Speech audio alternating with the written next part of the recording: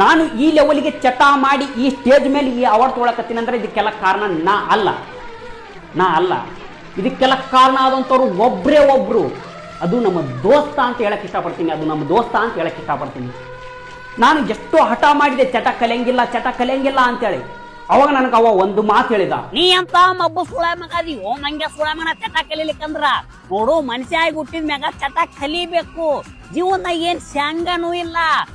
ಕಮ್ಮಂದು ತಿನ್ಬೇಕು, ಕಮ್ಮಂದು ಕುಡಿಬೇಕು, ಕಮ್ಮಂದು ಹೇತ್ ಬಿಡ್ಬೇಕು ಅವನು. ಈಗ ನೀ ಏನ್ ತಿಳ್ಕೊಂಡಿ, ನಾ ಚಟ ಮಾಡ್ಲಿಕ್ಕಂದ್ರ 100 ವರ್ಷ ಬದುಕ್ತೀನಿ ಅಂತ ತಿಳ್ಕೊಂಡೇನ? ಸೊಳ ಮಗ ಅದೀವೋ ನೀನು. ಈಗ ನೋಡು, ನಮ್ ಕಾಕನ್ ಮಗನ್ ಫ್ರೆಂಡ್ ಒಬ್ಬವ ಒಂದು ಚಟನೂ ಮಾಡ್ತಿದ್ದಿಲ್ಲ, 20 ವರ್ಷಕ್ಕೆ ನಿಗರ್ ಹೋಗ್ಬಿಟ್ಟ ಆ ಕಡೆ. ಜೀವನದಾಗ ಏನ್ ಸುಖನೂ ಅನುಭವಿಸಿಲ್ಲ, ಏನ್ ಅನುಭವಿಸಿಲ್ಲ, ಹೋಗ್ಬಿಟ್ಟ ಅವನು. ನೀನು ಅವ್ ನಂಗೆ ನಿಗಿರಿ ಹೋಗ್ಬಿಟ್ರಿ ಏನ್ ಮಾಡವ? ಅದಕ್ಕೆ ಹೇಳತ್ತೀನಿ, ಚಟ ಕಲಿ ನೀನು. ತಗೋ ಬೀರ್ ಕುಡಿ.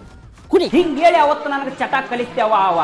ಅವತ್ತಿಂದ ಚಟ ಕಲಿಯಕ್ಕೆ ಸ್ಟಾರ್ಟ್ ಮಾಡಿ ಇವತ್ತಿನ ಮಟ್ಟಿಗೆ ನಾನು ಈ ಸ್ಟೇಜ್ ಮೇಲೆ ನಿಂತು ಈ ಲೆವೆಲ್ಗೆ ಅವಾರ್ಡ್ ತಗೊಳ್ಳು ರೇಂಜಿಗೆ ಬೆಳೆದಿನಿ ಅಂತಂದ್ರ ಅದಕ್ಕೆಲ್ಲ ಕಾರಣ ನಮ್ಮ ದೋಸ್ತ ಅಂತ ಹೇಳಕ್ ಇಷ್ಟಪಡ್ತೀನಿ. ಅವ ಇಲ್ಲೇ ಇಲ್ಲೋ ಇದಾನ, ನಿಮ್ಮ ಮಧ್ಯನ ಅದಾನ.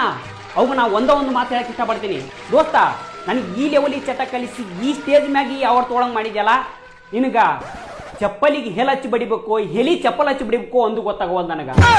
ಥ್ಯಾಂಕ್ ಯು ದೋಸ್ತ, ಥ್ಯಾಂಕ್ ಯು.